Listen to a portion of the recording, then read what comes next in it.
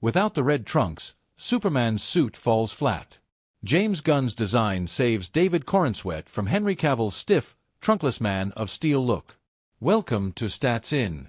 If you're just joining us, please subscribe and don't forget to turn on notifications bell for more video. Please like, share and subscribe for more. But James Gunn's decision to restore the classic red trunks represents more than just a costume choice. It's a fundamental shift in how Superman should be perceived by audiences. While Zack Snyder's Man of Steel stripped away what he considered outdated elements, Gunn and Corenswet have embraced the inherent optimism and approachability that the traditional costume represents.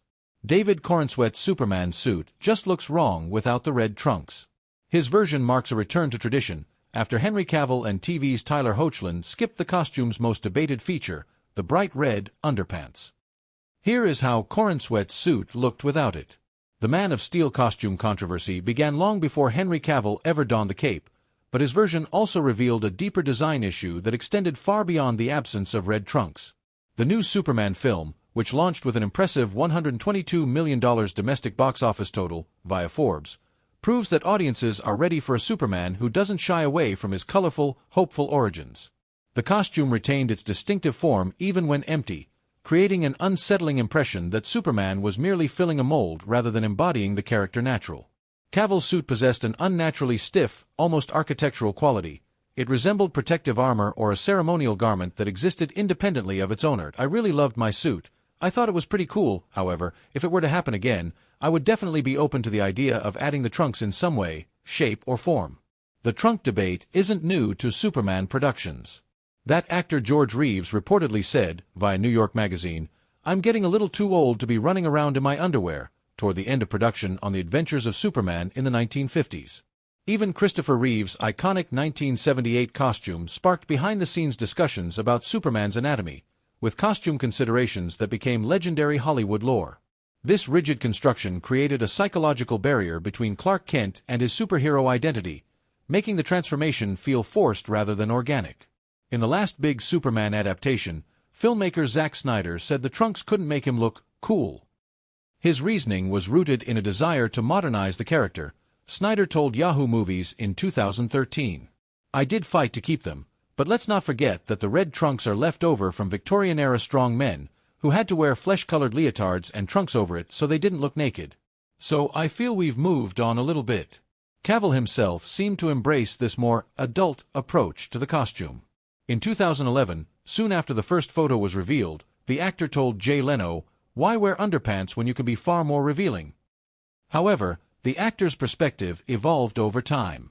When asked about the trunks a decade later by Stephen Colbert, Cavill indicated he would don them if need be. Cavill said, via Facebook. However, it was David Corenswet himself who convinced the director to embrace the traditional design.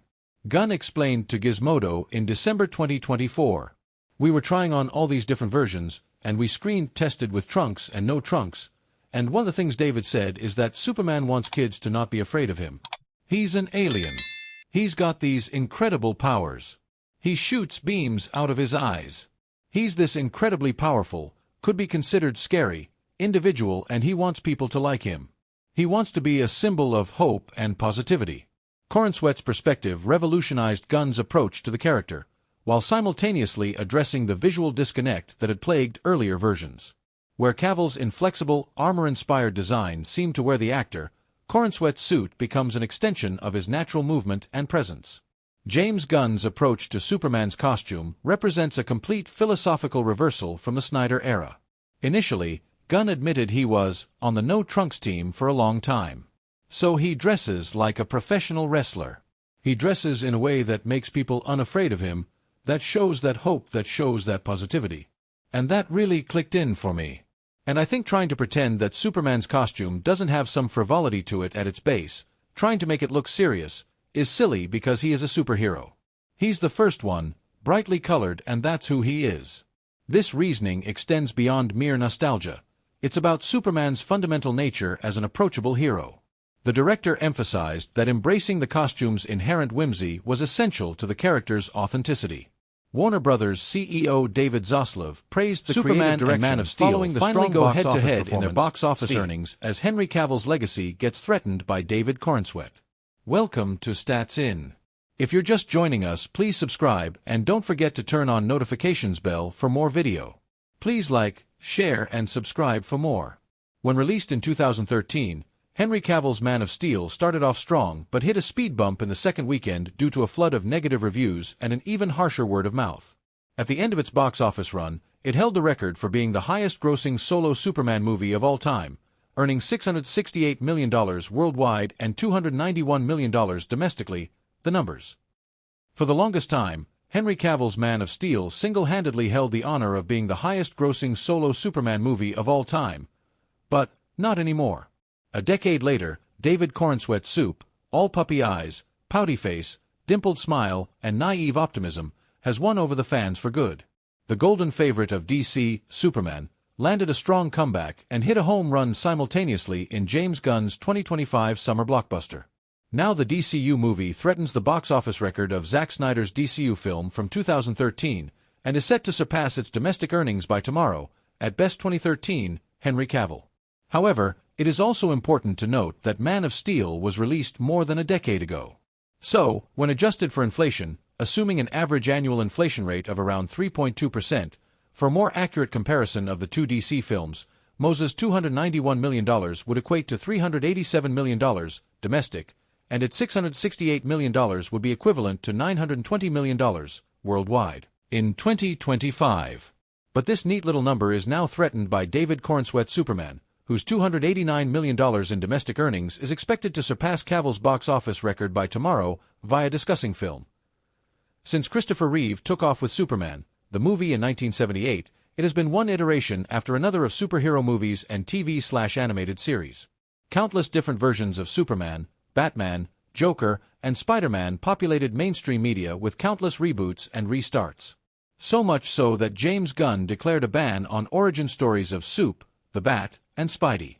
But despite all the distinctly unique versions of the Man of Steel, Zack Snyder's 2013 film managed to polarize the audience, and the DC Extended Universe it launched became the most obsessively talked about phenomenon of the 21st century, discounting Barbenheimer, of course.